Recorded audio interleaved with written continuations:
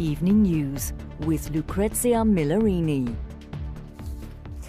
Good evening. There is yet more humiliation for Prince Andrew after an alleged Chinese spy who was his close confidant was banned from the UK. The UK's semi-secret National Security Court upheld the ban on the unnamed businessman and noted his unusual degree of trust with the Duke of York.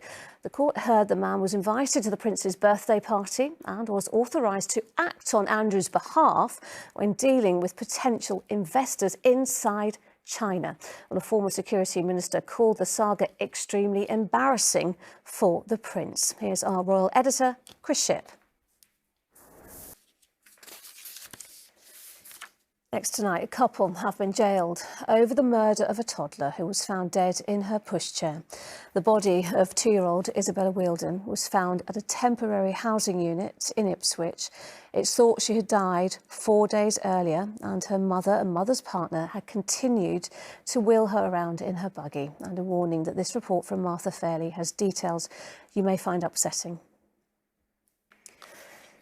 2 men have been arrested after several people were injured on a Christmas fairground ride in Birmingham city centre. 2 women were taken to hospital after a ride in Centenary Square failed and crashed last night. Well, Charlotte Cross is at the scene for us.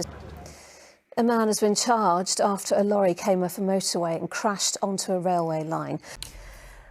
There was joy and jubilation on the streets of Syria today as mass rallies were staged to celebrate the overthrow of Bashar al-Assad.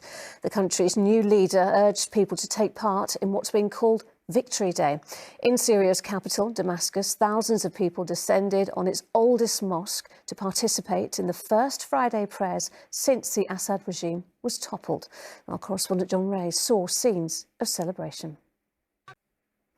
There's more ahead on the ITV Evening News. That and more after the break.